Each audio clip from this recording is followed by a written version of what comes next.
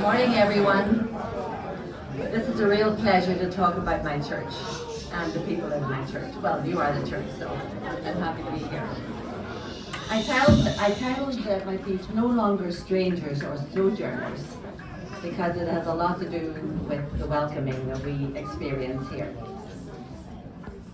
In 1967, my husband Tom and I, with our 3 young children, emigrated from Northern Ireland to the USA, leaving a large, close-knit family behind to come to a new and very different country. I had grown up in a family of 6 girls in the city of Belfast. St. Michael's Church was an essential part of our family life, providing worship, Christian education, and most of our social and community activities. My mom and dad were active in our church, leading by example. They encouraged us to participate in all aspects of church life and to contribute to the community that was so important to our family. Because of this experience, we sought out a church in this new country. We believed that our family would be welcomed by others who shared our faith. We discovered this to be true, especially when we were introduced to Hingham in 1969 by Roger Hoyt. We found a home we could afford. You could do that then in Hingham. Settled into our new community, and shortly thereafter found our way to the Hingham Congregational Church. The people of this church welcomed us warmly, with open arms, and became part of our extended family. They helped us to feel at home in this country, so far away from our family of origin. Our children grew up here with loving folk who cared for and about them. Tom and I found a community where we could grow in faith, share our talents, and have a lot of fun along the way with people who became lifelong friends. I joined a women's group, the first of many over the years that nourished my faith and challenged me to question, for example, what is God's place in my life? How do I honor my faith in my decision making, such as how do I spend my time, and what should I contribute in time, talent, and money to support my church? I also learned that we shared a common goal. We are to be God's hands and feet at home and in the world beyond our borders. We came to HCC and found a loving, supportive, challenging, and accepting church family. More than 40 years on, I am grateful that by God's grace, we are still part of a community that welcomes a stranger, accepts us wherever we are on our journey, and encourages us all to live by God's great commandment to love one another. May it always be so. I wrote that back in 2010 for something else that was going on at the church. So part 2. Life wasn't without challenges when I wrote those words 13 years ago, but life was good. However, as some of you know, Tom and I experienced a sudden and dramatic change in our lives when Tom was diagnosed with stage 4 glioblastoma brain cancer in January 2013. This cruel blow shook the foundation of my faith, but I can attest that our community, especially our church family, helped to restore that faith. You became God's hands and feet by ministering to our family. During 6 harsh winter weeks in 2013, you provided daily, early morning transport for Tom's treatment at Mass General Hospital. You brought delicious food to our home that sustained us. You visited Tom, sent encouraging notes, prayed for us, and held us in loving friendship. Tom's unwavering faith in God's love strengthened him while he lived with cancer. Our family and friends walked with us, beside us all the way. When Tom passed away almost 6 years after he was diagnosed, our family again received an outpouring of love and support, comforting us as we grieve the loss of our beloved Tom. For all of this, I am eternally grateful. As we celebrate HCC's 175 years in God's service, I continue to witness this congregation welcoming the stranger to join us wherever they are on their faith journey. We celebrate their joys and comfort them during challenging times, thus obeying God's greatest commandment: you shall love your neighbor as yourself. With God's help, may it always be so.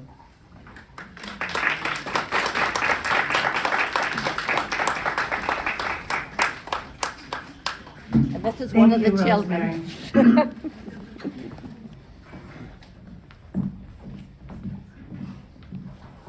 I don't know how I could follow Rosemary.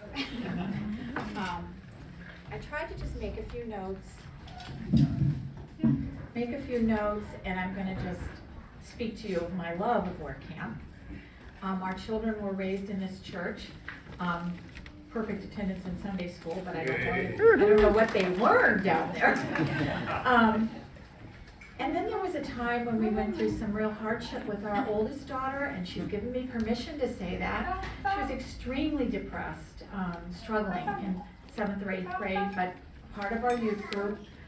And Marcia willingly took her on her first work camp. And midweek, we got a telephone call. Back in the day when there was no cell phone, she waited in line a half an hour to call us to say, it feels so good to do something for someone else. And her life was really turned around. She's a very strong woman of faith today, and I'm really proud of her. But I really attribute it to a life-saving event in her life.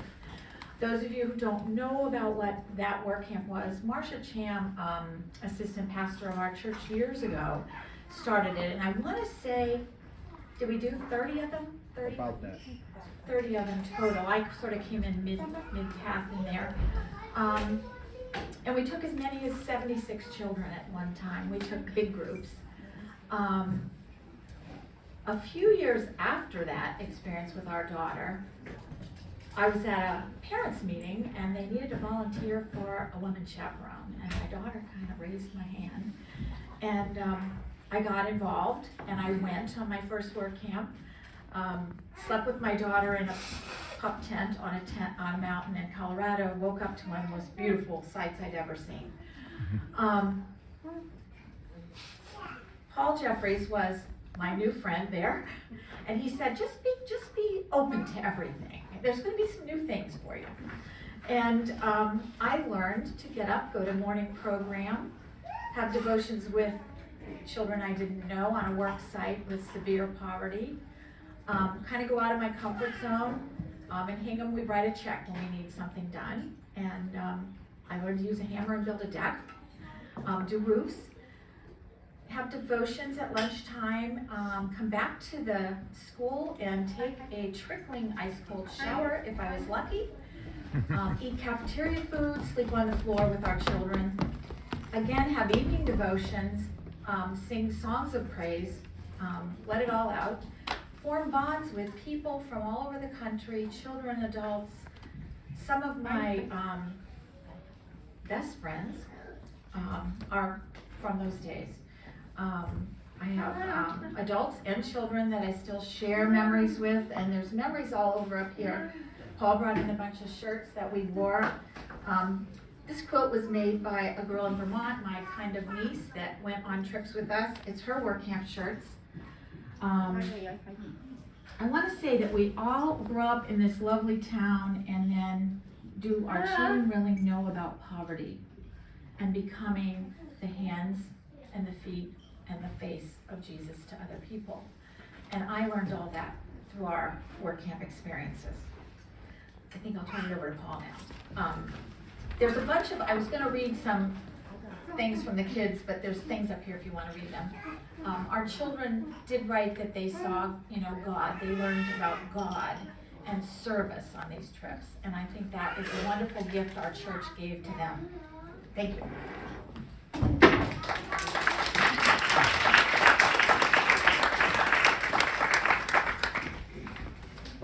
morning, everybody. Thanks for being here. Like Chris, I want to tell you about something that was transformative for me and part of my life and something I truly, truly loved. One of the reasons I loved it, for sure, is because of all of the great friends I made. Mike, up. Thank you. And like Chris, many of my best friends are in this room, and many of those friendships were forged at work camp.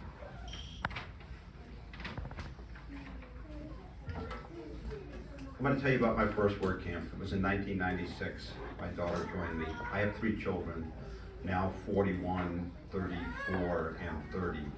All of them went to work camp. All of them went for 4 years, except for my son Jonathan, who went 5 years. They all really saw the value in that. Let me just read this. I asked my daughter Kristen, who is the 41, soon to be 42-year-old, what is your favorite memory of work camp? Because I have so many stories that I feel are favorite memories, I have to go with one of my earliest and strongest. On my first trip, we flew to Montana and went through Glacier National Park on the way to the reservation we would be working on. I can still see vividly all the details of the trees and sky and water, and the vehicles of our caravan moving through the winding roads. It was one of the most beautiful things I had ever seen, and we were all experiencing it at the same time. We're in Browning, Montana. Browning, Montana is an Indian reservation for the Blackfeet Indian. There were 76 of us on that work camp. I got to work on the home of the tribal leader, which was in and of itself extraordinary. Some of our group got to spend time in a sweat lodge, and were clearly alerted to what it was like to be a Native American in 1996 in the United States. It wasn't a particularly good story, unfortunately. It was compelling to learn. My first job was to do house repair. When we were working in the house, we discovered that the floor in the bathroom had rotted out. So that wasn't on the work schedule, but we did it anyways. Actually, me and one of the young men spent our entire 5 days in this tiny cramped little room rebuilding the bathroom floor and putting in a new toilet. So yeah, that was a big deal. It honed my interest in Native Americans. In my career as a pharmacist, I've always been taught to and worked to serve the underserved, the disenfranchised, the disadvantaged. And that particular experience was opened a whole new set of chapter for me, if you will, about some of the awful things that happened in this country through the lack of love. A couple of fun things about that. Browning, Montana was pretty much overrun with dogs. There were many dogs scurrying about, community dogs. Nobody owned a dog, except for 2 of our work camp girls who snuck them home on the plane to nobody's knowledge until we were on the plane and somebody barked. So, and I can tell you 27 stories like that if I can tell you one. Some of the firsts I experienced, that was my first work camp. I want to tell you why I went. It was because of what happened in this church. And it was one of the first times I saw somebody witness, which some of you may be aware of what that is. One of my dearest friends is Betsy Jankitis. For the past 20 years, she and I have been going to breakfast once a month to keep our friendship going. Betsy invited her resident to come to this church from Greenock, Kentucky. And that person, that man, I guess he was also a pastor of some stripe, witnessed to us what that experience was like. And I was literally in tears in the pew.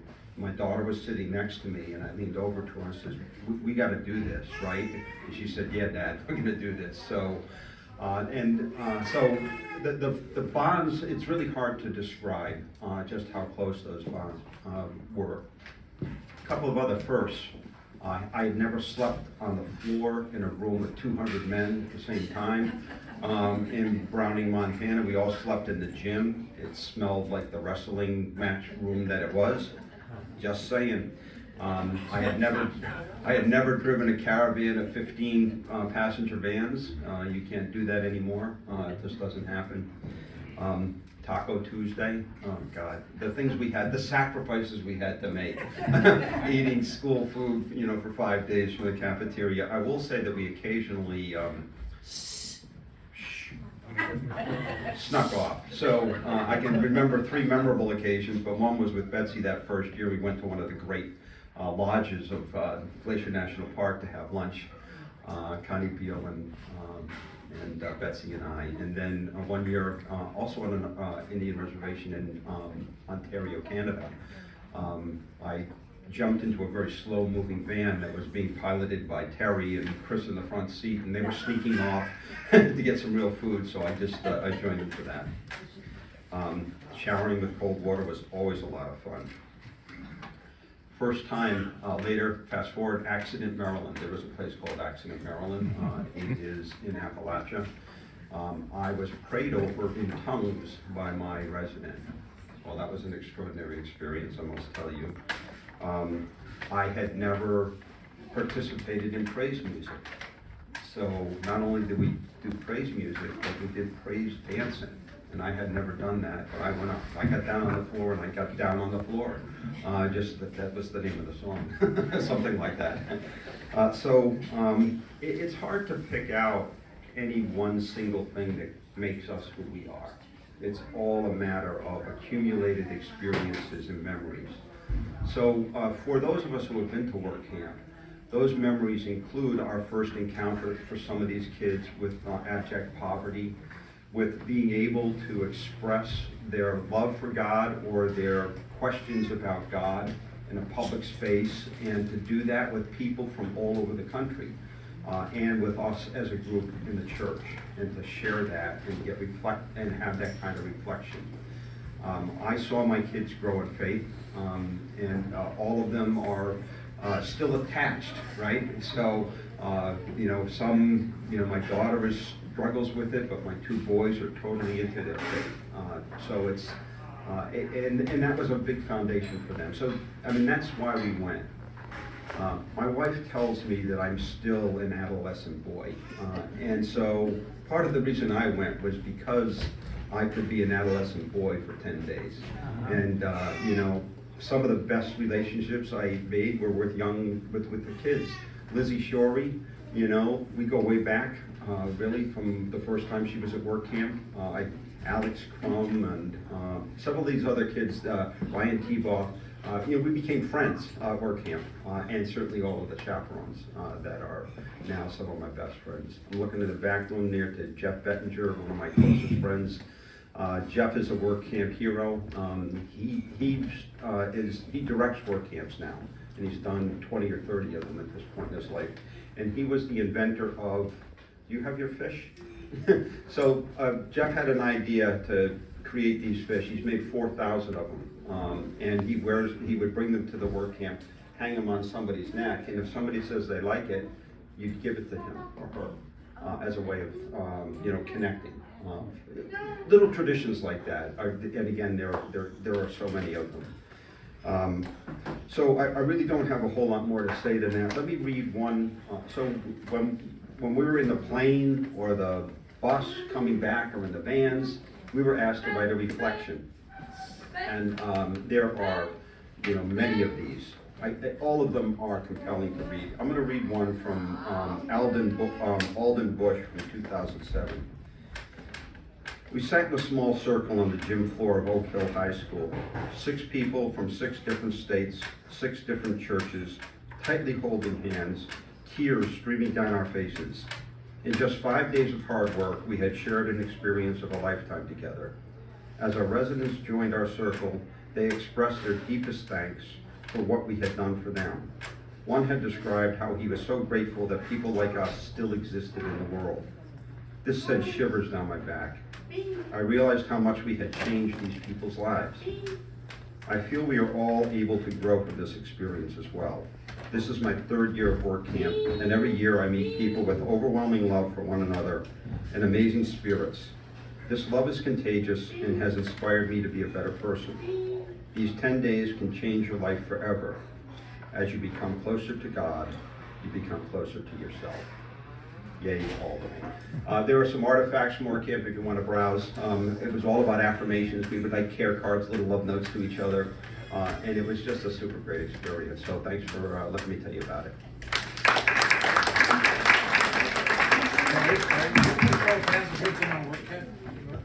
Pardon? Show of hands of who's been to work. Who's been to work camp? I just want to thank Paul and Chris and Paul McGovern as well for putting this together this morning. I did 11 work camps, and I am a baby compared to these people who were in 16, 17, 18 work camps. And I just want to just say to you that all of those years, almost 30 years, to this day, it's still coming back. On my second work camp, on Christmas Eve, after my second work camp, my phone rings, my family's sitting down to Christmas Eve dinner, and we answer the phone, and it was my resident from Walpole Island, Canada, Indian reservation, who didn't even have doorknobs on her house. One of the things that we did, she put rags through them. But she was using her money to make a long distance phone call to me on Christmas Eve to say thank you and that she missed me. And to this day, more than 20 years later, I still get phone calls from Mary occasionally to see how I am and how my children are, wondering. And I learned so much from this woman and what she had to say about being living on an Indian reservation. And for instance, at the end of the day, we would empty our coolers, and she would say, "What are you doing? What are you doing?" She would take the ice bags that were now water, pick a fork and put holes in it and water her plants. And then she would take the bags and she would roll them up because she would use them for something else, whether it was tying them on the door holes to make the door open or close.